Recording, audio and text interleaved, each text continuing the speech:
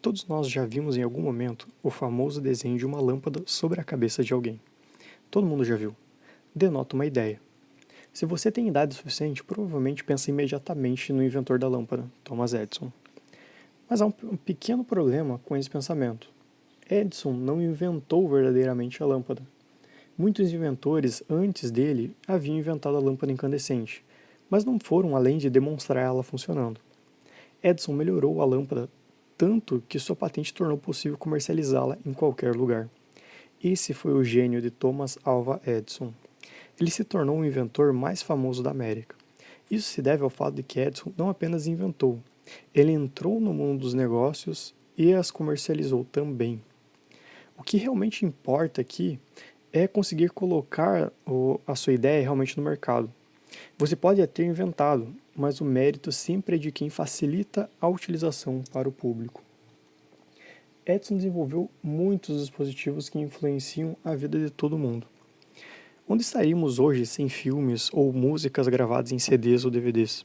Foi Edison que teve a ideia do fonógrafo, que inevitavelmente levou aos nossos modernos dispositivos digitais. O mais engenhoso de tudo, Edison aplicou os princípios da produção em massa e incorporou o trabalho em equipe em larga escala quando se tratava de trabalhar em suas invenções. Isso nunca tinha sido feito antes. Edison e sua equipe receberam mais de 1.000 patentes, e o mais significativo de tudo foi que essas patentes significam para a vida americana e para a vida de todo mundo. De repente, os americanos tinham muito tempo livre, e muitos procuravam novas maneiras de preencher essas horas vazias. O que poderia ser melhor do que visitar uma sala de cinema ou comprar um fonógrafo e todos os discos mais recentes? As pessoas não eram mais obrigadas a dormir quando escurecia. Agora as pessoas em todos os lugares ficavam acordadas a noite toda porque havia luzes elétricas e distribuição de energia elétrica.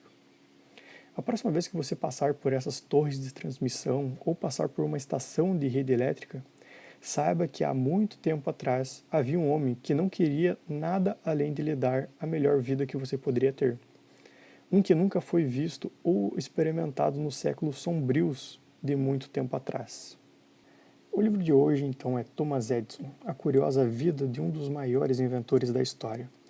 É um livro bem curtinho, pequeno, fácil de ler, você encontra ele basicamente em qualquer lugar que você procurar. Ele foi escrito por John F. Kelly. No entanto, é um livro bem resumido, vamos dizer assim. Ele encurta bastante coisas em relação à vida, como que foi a vida de Edison, mas dá uma visão geral, pelo menos, para a gente entender quem que foi ele, como que ele sobreviveu por todas as inovações e todos os ciclos aí que ele passou durante a vida, e também como que ele chegou a ser essa pessoa tão marcante, tão conhecida atualmente. Essa tradução, que eu peguei uma tradução na internet mesmo aqui, eu estava lendo por meio do e-book, não é das melhores, não foi uma tradução muito boa. Nem sei, na verdade, quem foi que fez a tradução, não fiquei olhando direito aqui. Mas então eu tive que dar uma cortada, uma melhorada ali em algumas partes. Normalmente nessas histórias, biografias de grandes empresários, sempre temos uma ou mais pessoas que funcionam como um catalisador para os interesses que o empresário vem a desenvolver, seja incentivando alguma curiosidade, instigando alguma habilidade ou reforçando algum hábito, como o da leitura, por exemplo. O que me lembrou imediatamente de Steve Jobs falando sobre sua professora, que marcou a sua vida ao fazer com que ele voltasse a se dedicar aos estudos e parasse de aprontar na escola. No livro que já vimos anteriormente, Make Something Wonderful, ele fala o seguinte: ela me observou por cerca de 2 semanas e depois se aproximou de mim. Então a professora disse: Steven, eu vou te fazer uma proposta. Eu tenho esse livro de matemática e se você levá-lo para casa, terminar sozinho sem ajuda e trouxer de volta para mim, e além disso você acertar 80%, eu te dou $5 e um desses pirulitos bem grandes. E ela tinha comprado um pirulito e segurou na minha frente, um daqueles gigantes. Eu olhei para ela como: você está louca, senhora? Ninguém nunca fez isso antes. E é claro, eu fiz o que ela pediu. Ela basicamente me subornou de volta ao aprendizado, com doce dinheiro. O que foi realmente notável. Com um pouco de tempo, eu já tinha tanto respeito por ela que isso reacendeu meu desejo de aprender. Ela era notável. Ela me arrumou kits para fazer câmeras. Eu mesmo poli minha própria lente e fiz minha câmera. Foi realmente maravilhoso. Acho que provavelmente aprendi mais academicamente naquele ano do que em toda a minha vida. No caso de Edison, me parece que não foi diferente. Ele praticamente foi criado como filho único, apesar de ter 7 irmãos mais velhos. A diferença de idade era tão grande que sua mãe praticamente criou ele como um filho único. E por isso, a mãe de Edison, como ela era uma ex-professora, ela decidiu ensinar ele em casa, aproveitando uma extensa biblioteca que seu pai tinha. Como forma de incentivo também, o pai dele pagava por cada livro que ele terminasse de ler, mas isso não ajudou Edison a se tornar fã de matemática. Esse fato ali ele não preocupou ele, porque ele sempre é recordado que ele falava que eu sempre posso contratar matemáticos, mas eles não podem me contratar. Outro fator que chama atenção na infância de Edison é o quanto ele já gostava de testar e experimentar, sempre curioso, desenvolvendo ali experimentos ou negócios. Quando tinha 11 anos, Edison estava cultivando vegetais na grande horta da sua família para complementar sua renda. Ele não estava tão interessado em eletricidade naquele momento, preferindo a química e todos os experimentos que a acompanhavam. Ele conduzia seus próprios experimentos no porão da sua casa, e sua mãe costumava reclamar dos cheiros terríveis que emanavam dali. Após uma experiência trabalhando como vendedor de jornais, Edison não demorou a descobrir seu talento como empresário. Aos 15 anos, Edison estava publicando seu próprio jornal, chamado Weekly Herald, que ele vendia junto com os outros jornais em um trem que percorria o trecho entre Port Huron e Detroit, em Michigan. Esse foi um dos primeiros empreendimentos de Edison, onde ele também montou um laboratório em um vagão de trem abandonado e começou a realizar experimentos químicos.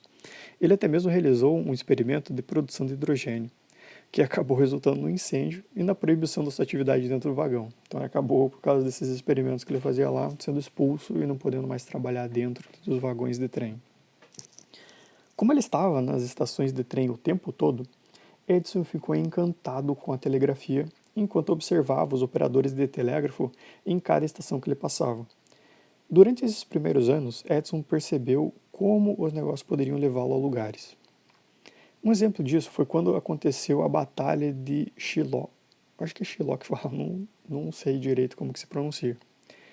Em que foram publicadas manchetes no jornal de Detroit, contando as notícias de baixas e desenvolvimento da guerra. Edison sabia que hordas de pessoas desejariam esse tipo de informação.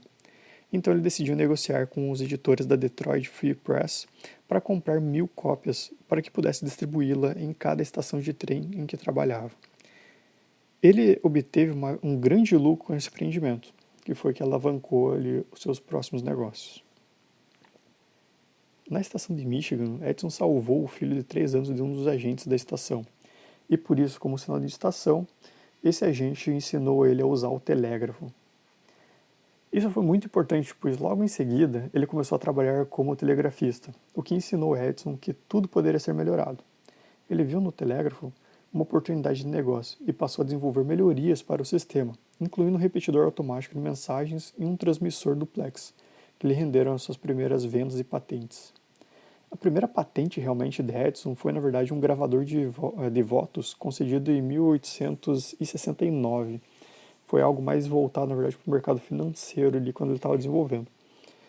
E foi aí que começou algo grande, em que ele percebeu o poder ali das suas patentes, das suas invenções. O principal objetivo dessas gravações aí, pedaços que a gente retira de livros para dar esse destaque, é tentar entender quem foi essa pessoa e o que impactou na vida dela para se tornar uma figura com resultados, essa figura tão importante que muitas vezes é reconhecida aí mundialmente. Muitas vezes, a criação e como essa pessoa leva a sua vida pessoal diz muito sobre essa pessoa, principalmente como ela cresceu e as influências que a pessoa teve quando estava crescendo.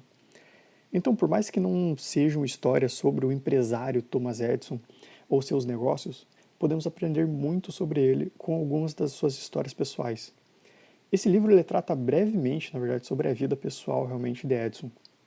Mas aqui eu destaquei algumas que chamam a atenção realmente para a gente entender um pouquinho mais quem que era realmente Thomas Alva Edison.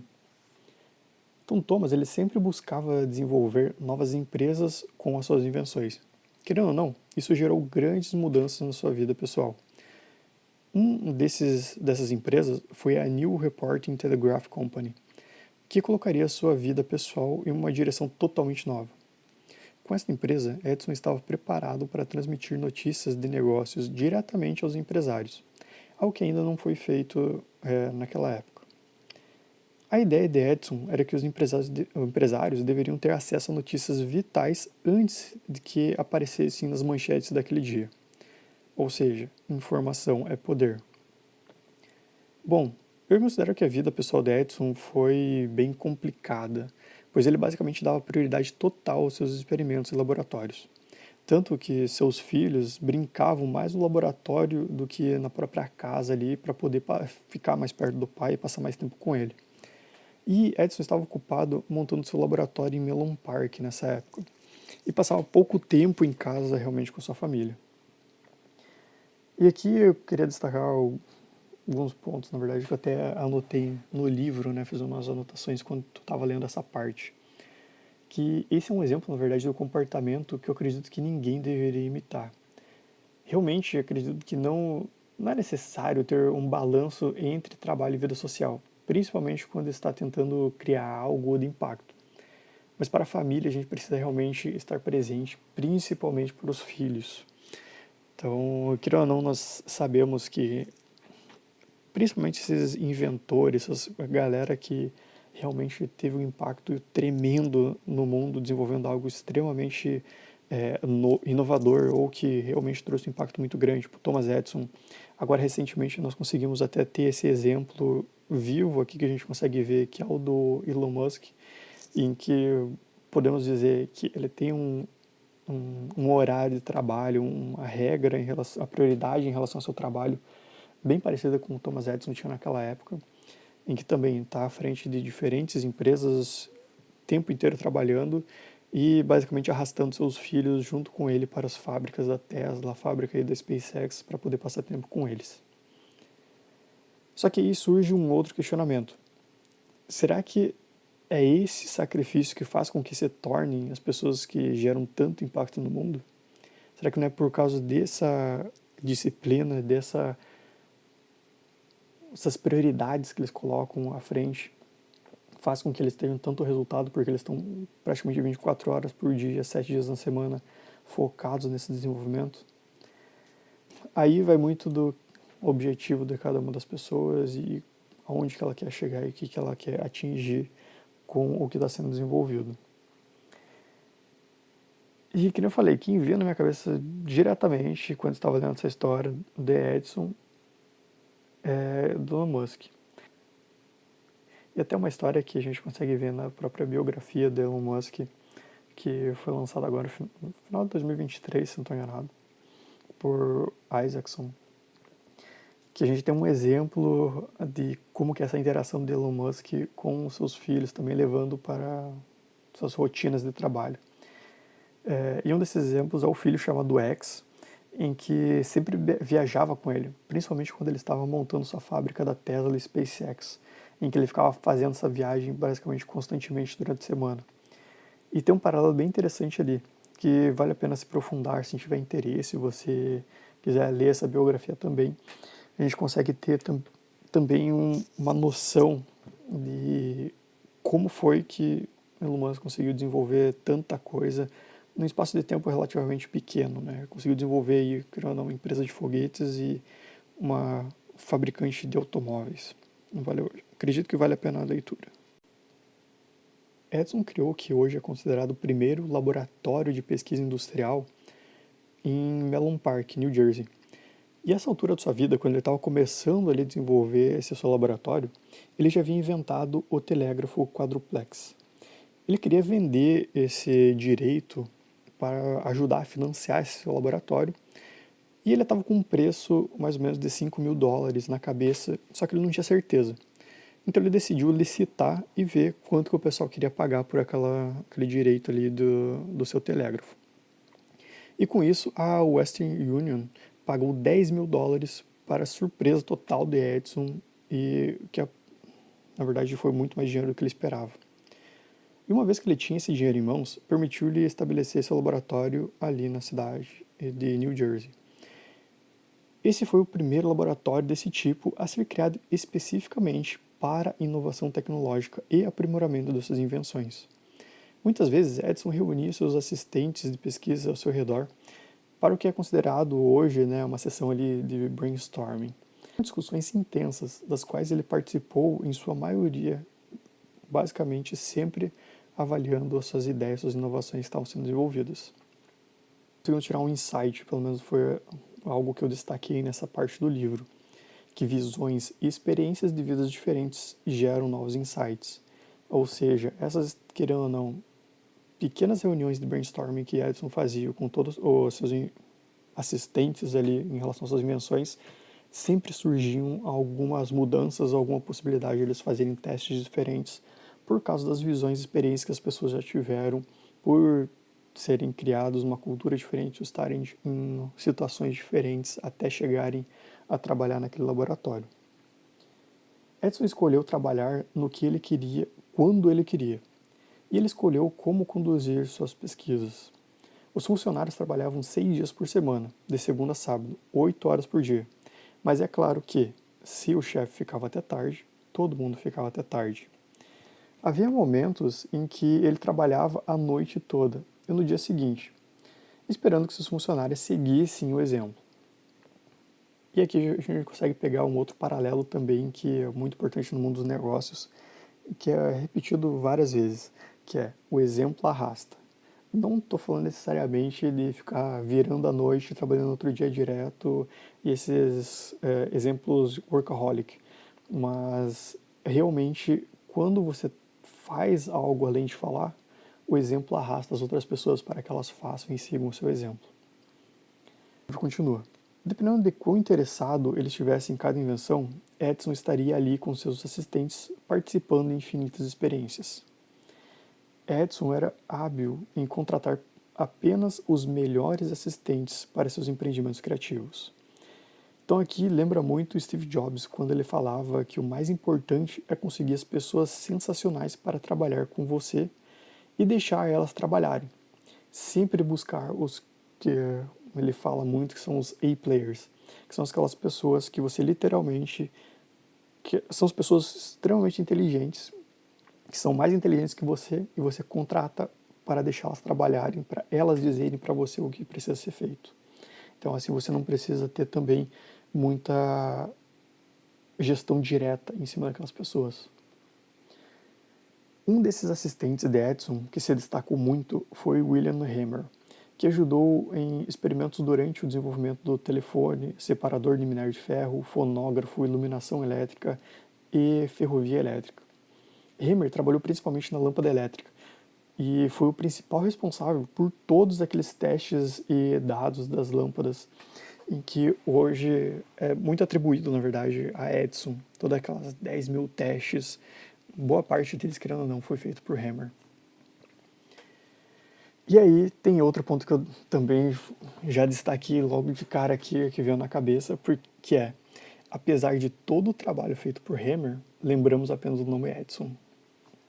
Mas algo que destaca e fazia com que os assistentes relevassem toda a questão de notoriedade e salários baixos pagos por Edison foi que, com a expansão do laboratório em Menlo Park, Edison deu a seus assistentes ações nas várias empresas criadas por suas invenções. Com o tempo, seus funcionários ganhavam muito mais com suas ações do que com o salário de Edison, e ele notoriamente é conhecido por pagar mal seus assistentes. Aqui nós podemos considerar que essa forma de pagamento com uma, vamos dizer assim, uma porção variável, né? Então ali stock options que ele dava para seus funcionários conforme as suas ideias viravam empresas. Atualmente é comum, né, startups darem equity para seus funcionários importantes para ele continuar eles na empresa e continuar a desenvolver a empresa junto com eles. Edison utilizou desse mecanismo basicamente parecido, né? Que ele era responsável pelas inovações e assumia o risco realmente, porque ele tirava o dinheiro do próprio bolso para desenvolver toda aquela ideia, desenvolver os testes. Caso se tornasse realmente uma empresa, ele pegava, tornava aquele assistente que o ajudou a desenvolver aquela inovação e um sócio ali junto com ele. E algo que chama a atenção até hoje é o impacto e alcance das invenções de Edison. Ele fez para a Western Union um telefone com um microfone muito melhor para aquela época. 9 anos depois, Edison aprimoraria o microfone da telefone Bell, melhorando o carbono ali do contato solto que era utilizado internamente no telefone. E essa invenção de Edison foi implementada em 1890 e foi usado em todos os telefones até os anos 80. A gente consegue ter uma noção do tamanho do impacto, né, das invenções de Edison. A invenção que eu chamaria do mago de Menlo Park seria o fonógrafo. Como Edison adorava trabalhar em mais do que um projeto de cada vez, ele conseguiu pegar as ideias de um experimento e aplicá-las em outro. Em pouco tempo, a máquina de falar de Edison foi criada. O fonógrafo foi criado no verão de 1877. Surpreendentemente, Edison não viu potencial para a produção em massa naquele momento. Quando Edison apresentou sua ideia aos escritórios da Scientific American, eles ficaram tão impressionados que realizaram alterações nas últimas edições para incluir essa incrível invenção. Na verdade, foi uma revista, um jornal, em que ele apresentou essa invenção para eles, em que automaticamente eles já estavam com todo o jornal pronto, eles reescreveram todo o jornal para destacar essa invenção de Edison. E esse foi o estopim para que ele se tornasse famoso. Algo que também podemos tirar dessa história do fonógrafo é o fato que nem sempre conseguimos ver o real potencial de algo que estamos desenvolvendo. Pois Edison acreditava que seu fonógrafo seria melhor para fins comerciais e não percebeu o potencial para o fim de entretenimento realmente. Só foi quando outros inventores, como Alexander Graham Bell e outros ali, enfim, no meio, produzissem um dispositivo semelhante que ele começou a levar realmente a invenção mais a sério. Dizer que Thomas Edison inventou a lâmpada seria uma conclusão errada. Ele começou a desenvolver em um modelo que já estava no mercado, mas esperava poder competir com um produto melhor. As lâmpadas incandescentes já haviam sido inventadas, mas todos os modelos apresentados até aquele momento se mostraram inúteis com suas muitas falhas. A maioria das primeiras lâmpadas incandescentes consumia muita energia, tinha uma vida útil muito curta e era extremamente cara de se produzir. Portanto, nenhuma delas seria comercialmente aceitável. Edison sabia, depois de estudar essas falhas aí do passado, que ele tinha que inventar uma lâmpada que consumisse pouca corrente. E foi daí que começou a Edison Electric Light Company, com a ajuda de JP Morgan e os membros da família Vanderbilt. Quando Edison finalmente conseguiu aprimorar o suficiente aquela lâmpada, ele realizou uma demonstração em Menlo Park, onde disse a todos ali que estavam testemunhando uma frase que ficou bem conhecida: tornaremos a eletricidade tão barata que apenas os ricos acenderão velas. Uma parte que sempre me chama a atenção quando leio essas biografias e aprendo sobre ali o cotidiano, né, desses grandes empresários é que eles sempre estão ligados e pensando na sua empresa, independente de onde eles estejam. E Thomas Edison não foge disso também. O livro ele conta aqui uma história sobre uma viagem ali de férias, em que ele estava pescando ali com uma vara de bambu com seus amigos, mas enquanto isso estava pensando no experimento de lâmpada em que estava utilizando esse mesmo filamento de bambu lá na sua fábrica de invenções. Ou seja, mesmo fora do escritório, o Edison já estava trabalhando constantemente e pensando nas novas possibilidades para seus experimentos. E a mente do empreendedor, querendo ou não, ele nunca para. Sempre associa informações encontradas aí no seu cotidiano a possíveis melhorias ali no seu produto, na sua empresa. De repente, parecia que o mundo inteiro estava esperando a lâmpada. Quando Edison tinha 35 anos, sua criação da lâmpada estava iluminando casas e escritórios em Nova York e em outras cidades. Agora que sua fama cresceu, Edison descobriu que tinha cada vez menos tempo para se dedicar aos seus experimentos. Ele passou um bom tempo do seu cotidiano lutando contra o aumento de litígios contra ele, sua empresa e suas patentes. Querendo ou não, a dor do crescimento e a escala, né? Que por mais que no caso dele foram mais problemas jurídicos do que operacionais, são problemas que acabam ocasionando conforme aumenta, né, a demanda, aumenta a abertura de mercado aí com o seu produto. Claro, como a gente já comentou anteriormente, Edison ele não bastava inventar a lâmpada, inventar ali aquele produto. Ele então desenvolveu uma empresa de energia elétrica que poderia usar para competir com empresas de iluminação e gás já existentes naquela época. E querendo ou não, foi quando ele estabeleceu essa empresa que começou ali a famosa Guerra das Correntes, que muitas pessoas já ouviram falar sobre esse embate ali que Edison teve. E aí o livro fala um pouquinho também sobre essa história e como que foi realmente esse embate ali com a Westinghouse. Quando Edison estabeleceu a Edison Illuminating Company em 1882, ele o fez com o propósito expresso de competir com as empresas de gás já estabelecidas lá. Nesse momento, as empresas de gás eram o principal fornecedor de iluminação elétrica para residências e empresas. Em meados da década de 1880, os transformadores haviam sido desenvolvidos, e agora já era possível transmitir energias de corrente alternada por longas distâncias com a ajuda de fios mais finos e baratos, que no caso seria a corrente alternada seria da Westinghouse, que seria que o Edison não gostava, foi contra, e Edison usava a corrente contínua.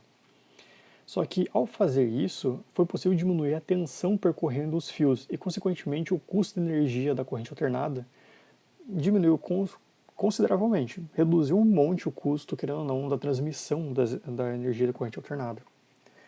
Enquanto você morasse em uma cidade grande, com uma população grande, a forma de alimentação de Edison seria suficiente. Mas para cidades menores e distâncias maiores, ele estava no lado errado do dilema da distribuição. As plantas de distribuição de Edison não podiam fornecer energia além de um raio de 1,6 km. De repente, houve uma grande lacuna no fornecimento de energia elétrica a todos. E as empresas que forneciam corrente alternada estavam se esforçando para preencher essa lacuna. Em 1886, a Westinghouse Company estava totalmente envolvida em levar um sistema de distribuição de energia de corrente alternada aos seus clientes. E Edison começou a revidar. Ele afirmou que dentro de 6 meses a Westinghouse acabaria matando um de seus clientes depois de instalar esse sistema de corrente alternada em sua casa ou na empresa. Edison acreditava que ainda havia muito trabalho a ser feito no sistema de iluminação elétrica da Westinghouse. Nada ou ninguém poderia convencê-lo a se afastar do sistema de corrente contínua. E aqui a gente consegue ver um ponto que a maioria das pessoas que se envolvem, né, em desenvolvimento de produto, em desenvolvimento de empresas, repetem bastante, que é se apaixone pelo problema e não pela solução. Que querendo ou não, aqui o Edison se apaixonou extremamente pela solução ali que foi da corrente contínua. Outro fator que impactou a decisão do Edison é que a Edison Electric havia baseado todo o seu projeto em corrente contínua de baixa tensão.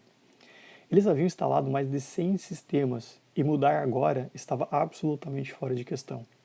A Westinghouse estava assumindo o negócio de luz elétrica e Edison estava perdendo rapidamente.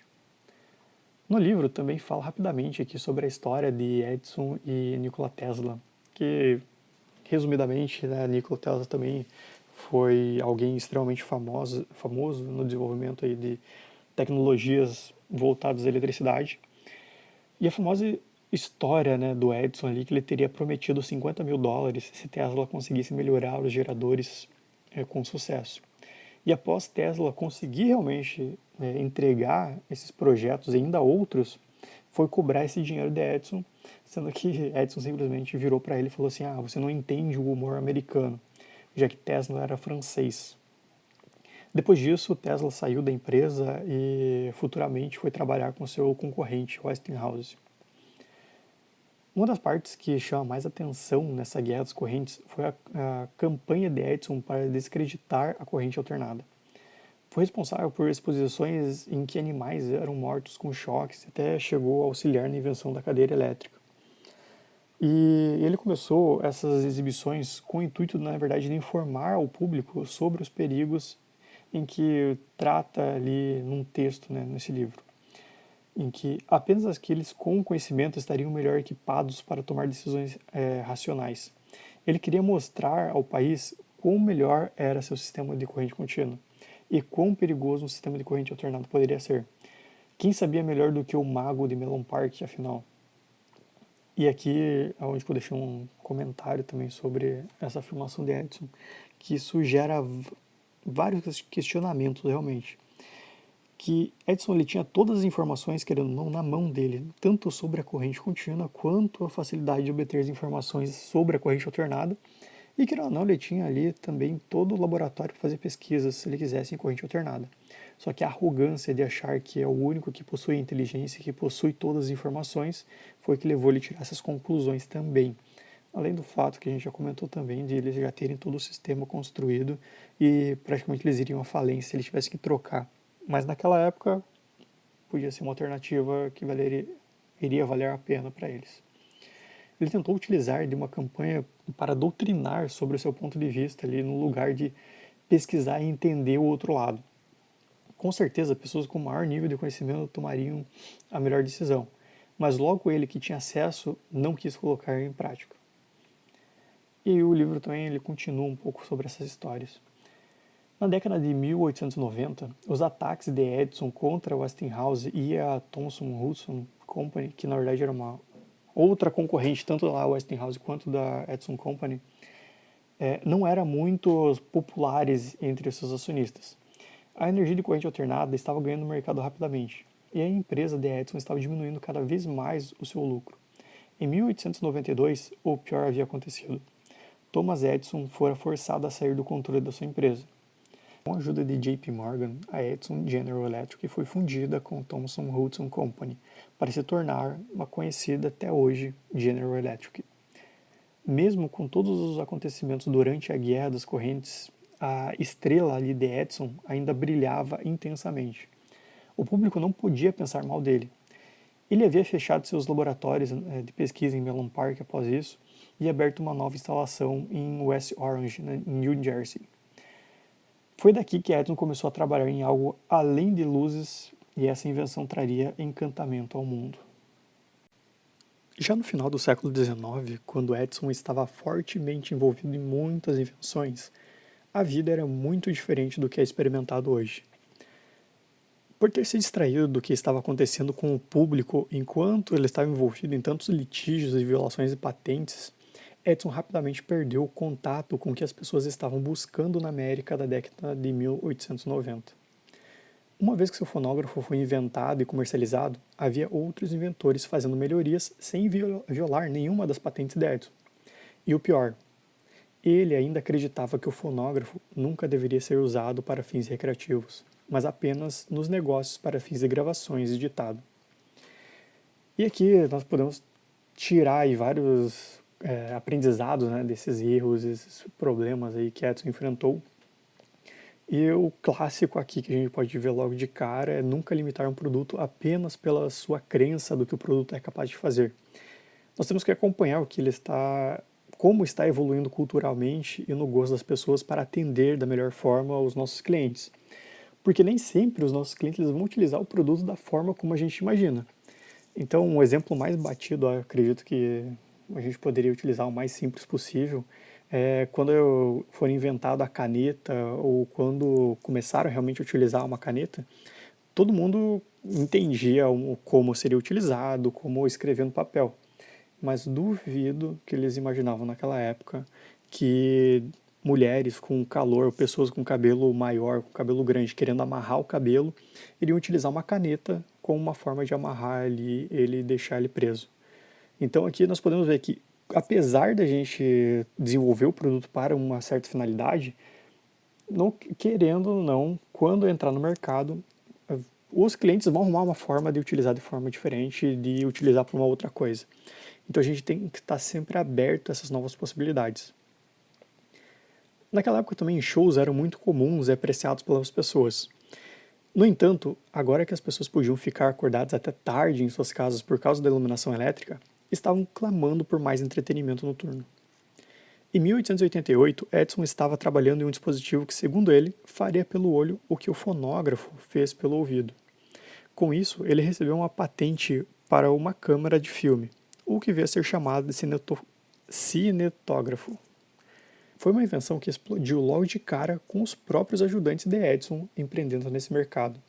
Desde criando os curta-metragens ali para as pessoas assistirem naquela época, até salas em pontos específicos para que as pessoas fossem para assistir vários quando quisessem, né, assistir vários curta-metragens. Tanto que empresários vieram até Edison pedindo para que ele desenvolvesse um projetor de filmes. Eles acreditavam que as pessoas adorariam uma tela maior e um lugar para sentar e assistir seus filmes. Edison se recusou a princípio a ser atraído para um projeto como este.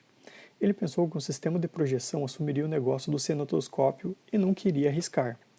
Além disso, ele estava precisando do dinheiro naquela época, então ele não queria matar sua ideia com uma outra.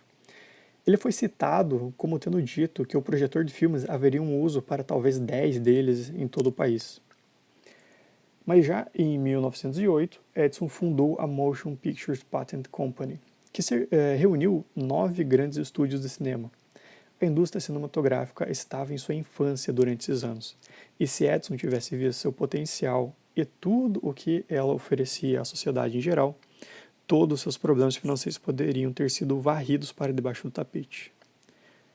E aqui eu lembrei na hora da famosa frase de Steve Jobs: você não pode conectar os pontos olhando para frente, você só pode conectá-los olhando para trás. Então você tem que confiar que os pontos se conectarão de alguma forma no futuro. Muito fácil hoje, olhando para trás, falar que era o caminho certo e que deveria ter percorrido por aquele caminho. Mas pode ser que para Edison não era o caso naquela época. A gente não consegue realmente ver esses caminhos olhando para frente, olhando para o futuro. Nós conseguimos apenas ter uma ideia.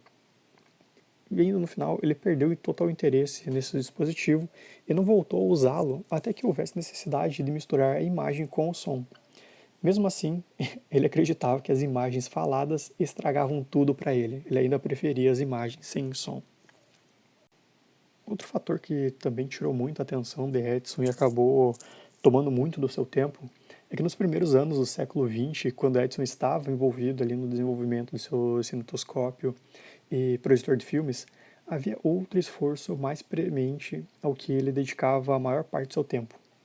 Em retrospecto, isso esgotaria seus recursos e ofereceria pouca perspectiva de sucesso, mas ele estava determinado naquela época de qualquer maneira fazer aquilo acontecer. Edison estava envolvido na mineração de minério de ferro. Ele demonstrou grande interesse nesse campo desde a década de 1870. E uma vez que ele percebeu que não iria vencer a Guerra das Correntes com a pressão do seu conselho, voltou sua atenção para outro lugar. E na década de 1880, ele desenvolveu um meio de separar minério de ferro usando ímãs. Assim que recebeu o dinheiro por se afastar ali da empresa que criou, a General Electric, ele usou o capital para comprar uma mina de minério de ferro no norte de New Jersey, mas logo no início já enfrentou vários problemas. Com o tempo, enormes reservas de minério de ferro foram descobertas também na cordilheira Mesabi, no nordeste ali da Minnesota. E Edison percebeu naquele momento que sua pequena operação de minério de ferro estava condenada. O minério de Minnesota foi facilmente extraído e estava próximo às instalações de transporte. Combine isso com a queda dos preços, então os extratores magnéticos de Edison não eram mais viáveis. E outro ponto levantado constantemente em relação a esse empreendimento foi que consumiu muito dinheiro que Edison poderia ter investido em projetos mais lucrativos, mas ele estava determinado a fazer com que fosse bem sucedido. Então ignorou muitas ideias em relação ao sistema de projeção de filmes e estúdios lá de cinema, por causa dessa perspectiva, desse projeto que ele estava querer porque queria desenvolver em relação à mineração. Outra invenção em que Edison é acreditado é o fluoroscópio. No final da década de 1890, ele começou a experimentar vários materiais que seriam visíveis ali no raio-x. Em 1900, ele havia inventado um fluoroscópio que podia ser fabricado comercialmente. E as experiências de Edison foram cruciais para o estabelecimento da base ali da fluoroscopia moderna. Até mesmo o design fundamental desse fluoroscópio ainda está em uso hoje, mas Edison ficou com medo do que os raios-x eram capazes de fazer no corpo humano, e ele rapidamente abandonou seu esforço depois de desenvolver essa técnica. Thomas Edison foi muitas coisas em sua vida. Indiscutivelmente, uma de suas melhores e piores qualidades era que ele era um homem persistente. Às vezes, sua teimosia atrapalhava seu caminho, como quando ele perdeu a Guerra das Correntes, que o deixou financeiramente em falência. De outras maneiras, essa cabeça de touro que lhe serviu bem, pois foi isso que fez Edison voltar repetidamente a aperfeiçoar seus experimentos. Edison trouxe muitas invenções perspicazes aí ao mundo, mas muitas vezes ele não conseguia ver o que eles se tornariam, e muitas vezes se atrapalhava ao insistir que algo deveria ser feito da maneira que ele imaginava. Um exemplo brilhante disso é o seu fonógrafo. Ele insistiu que ele fosse usado apenas em empreendimentos comerciais e de pesquisa. Ele o via como uma maravilhosa ferramenta de aprendizado, onde filmes para a educação podiam ser vistos por todos. Edison não podia imaginar o público em massa usando sua invenção para fins de entretenimento. Ele sempre se afastava de endossar seu uso dessa maneira. Por ser um inventor, achou que sabia que era melhor para as pessoas. Quando ele continuou pensando do jeito que ele fazia para o que suas invenções eram boas, as pessoas se voltavam para outros concorrentes por diversão. Ainda assim, Edison manteve sua crença. Quando foi demonstrado que a corrente alternada seria muito mais viável do que a corrente contínua, Edison não se mexeu. Ele se recusou resolutamente a ver a futilidade de seu pensamento quando se tratava de corrente contínua. Os sistemas de energia de corrente contínua nunca seriam capazes de alimentar tudo por longas distâncias e muitas outras invenções, como as ferrovias, nunca teriam prosperado com a corrente contínua. Quando ele estava errado, ele se recusou a vê-lo. Ele também não admitiu, ao contrário, ele atacaria pessoalmente aqueles que estavam trazendo essas revelações à sua atenção. Inovadores como George Westinghouse e Nikola Tesla foram severamente abusados verbalmente por Edison, que começou a dar-lhes a reputação de ser um homem mau. Ele chegou ao ponto de realizar testes desnecessários, eletrocutando cães, por exemplo, para mostrar ao público o quão perigosa a energia de corrente alternada era. Muito tempo depois que os dados científicos provaram que sua teoria estava errada, Edison ainda insistia que elas estavam certas. Talvez tivesse tudo a ver com o fato de que muitas de suas invenções foram falhas gloriosas no início. Havia alguns, como a lâmpada incandescente, que ele fazia funcionar, mas havia outros nas quais ele continuava melhorando, sem nenhuma maneira possível de trabalhar e para melhorar aquela invenção. Ainda assim, ele continuava. Thomas Edison está desaparecido há mais de 85 anos. Como inventor, ele é um dos mais famosos e criativos do mundo. Suas inovações foram aprimoradas e duplicadas em todo o mundo. Somente na vida de Edison, ele acumulou 2.332 patentes de suas invenções. Mais de 1.000 delas eram nos Estados Unidos. Você pensaria que o legado de suas patentes seria insuficiente, mas para um homem como Thomas Edison, havia muito mais. Ao examinar todas as suas invenções, muitos cientistas e historiadores consideram o fonógrafo a maior invenção de Edison. Esse era seu favorito pessoal, e ele voltava constantemente ao longo dos anos para melhorar sua qualidade. Quando Edison se registrou dizendo "Mary tinha um cordeirinho", ele ficou completamente atordoado, assim como sua equipe, quando ouviram a primeira repetição. A câmera cinematográfica de Edison era semelhante à sua caixa fonográfica. Quando George Eastman inventou o filme celuloide, Edison usou para melhorar sua câmera de filme. Os filmes foram cortados em tiras com bordas perfuradas, criando a forma icônica que muitos de nós imaginamos quando pensamos em um rolo do filme. Bom, aqui só fazer um parênteses, né, que a gente tem que lembrar que esse livro também é um pouquinho antigo, então acredito que só os mais antigos aqui vão lembrar de como que eram esses rolos de filme aqui, tem essa noção, ou quando viu aqueles filmes muito antigos que retratam, né, como era o cinema antigamente. E aí continua. O gravador de votos de Edison foi inventado quando ele tinha apenas 22 anos de idade.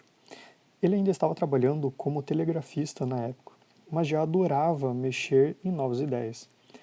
Essa nova invenção se tornaria a nova maneira como o Congresso dos Estados Unidos votaria. Já não seria suficiente um simples sim ou não. Esse dispositivo foi conectado à mesa do funcionário, onde todos os votos eram registrados. Havia os dispositivos de mineração de Edison, ímãs gigantes e rolos de aço que ele inventou para esmagar rochas. Ele cultivou as seringueiras e, no final de sua vida, envolveu-se com os automóveis de Henry Ford, incentivando ali o desenvolvimento do motor a combustão interna, que por si só transformaria a cultura de todo mundo. A única invenção pela qual Edison é conhecido, acima de todas as outras, é a lâmpada. Esse é o maior legado de Edison. Ele não inventou a luz incandescente. Já estava lá quando ele começou. O que ele fez foi projetar lâmpadas mais baratas que poderiam ser facilmente fabricadas, duravam muito tempo e eram baratas para comprar. O que Edison fez foi introduzir um filamento de bambu e uma lâmpada de vácuo com tensão mais baixa. O resto, como dizem, é história. Na história, inacreditavelmente, é onde a lâmpada provavelmente acabará. Com o início do século XXI, a necessidade de novas tecnologias de iluminação está no horizonte há algum tempo. Em vez de lâmpadas antigas, a tecnologia fluorescente e LED é muito mais eficiente em termos energéticos e dura mais que a lâmpada incandescente de Edison. Como essas tecnologias mais antigas são substituídas por novas, é preciso lembrar que elas nunca seriam possíveis se não fossem as habilidades obstinadas de homens como Thomas Edison. O legado de Edison era tanto um inventor quanto de um inovador. Ele tinha a capacidade inata de ir além do que estava lá, e aprimorando-o através de inúmeras experiências. Edison tornou isso muito melhor. O que diferenciava Edison de tantos outros inventores e cientistas era que ele era capaz de descobrir algo desde o seu início, depois movê-lo para o estágio de patente, em que a pesquisa era realizada, até o desenvolvimento e a comercialização desta invenção em particular. Sob Edison, o laboratório seria transformado em algo muito mais do que simplesmente encontrar uma solução para os problemas. De fato, até esse ponto, cientistas e inventores tinham lojas, mas foi até Edison aparecer que a loja seria transformada em um laboratório. A partir daqui, a pesquisa básica seria conduzida e compilada. Uma das melhores qualidades de Edison é que o que ele não conseguiu encontrar nos livros, ele conduziu seus próprios experimentos para descobrir. Seria através de pesquisas rudimentares, incontáveis horas de experimentação, que Edison revolucionaria como a fabricação e a pesquisa seria realizada a partir desse ponto. Para acompanhar suas instalações de pesquisa, Edison começou a empregar algumas das mentes mais brilhantes do mundo. Eles se tornariam parte do seu legado, pois, sem o serviço dedicado, muito do que ele imaginava nunca poderia ter visto a luz do dia. Edison conduzia negócios como um homem de negócios. Ele tinha equipes de experimentadores, assistentes e maquinistas que eram absolutamente essenciais para executar suas operações. Foi dentro dessas equipes que algumas de suas tecnologias mais inovadoras seriam criadas e seguiriam transformando o mundo. Durante todo o processo, Edison permaneceu envolvido em tudo o que estava acontecendo. Ele não era um senhorio ausente ou alguém que aparecia de vez em quando para ver como as coisas estavam indo. Ele estava ali, trabalhando ao lado de suas equipes, observando e desenvolvendo junto com elas. Ao contrário de muitos de seus contemporâneos, como Henry Ford, Harvey Firestone, Edison não se envolveu em atividades filantrópicas. Ele não apoiava instituições de caridade mais do que estabeleceu uma fundação em seu nome. Possivelmente porque Edison nunca realmente se aposentou, ele não tinha tempo ou inclinação para isso. E aqui fechamos então o livro Thomas Edison, a curiosa vida de um dos maiores inventores da história. Como provavelmente vocês notaram, esse livro ele é bem curtinho e ele fica indo e voltando aí na linha do tempo de Thomas Edison, falando dos experimentos dele, mas também como eram tantos, acaba um intercalando com o outro também, ou indo e voltando nessa história para poder explicar melhor o que estava acontecendo, principalmente o desenvolvimento da energia elétrica e da Guerra das Correntes, quando estava acontecendo. Mas é um livro que acho que dá pra gente tirar bastante aprendizado, entender um pouco melhor como que foi a vida desse inventor aí tão conhecido mundialmente. Vou deixar um link aqui para encontrar o livro facilmente na descrição e nos vemos no próximo.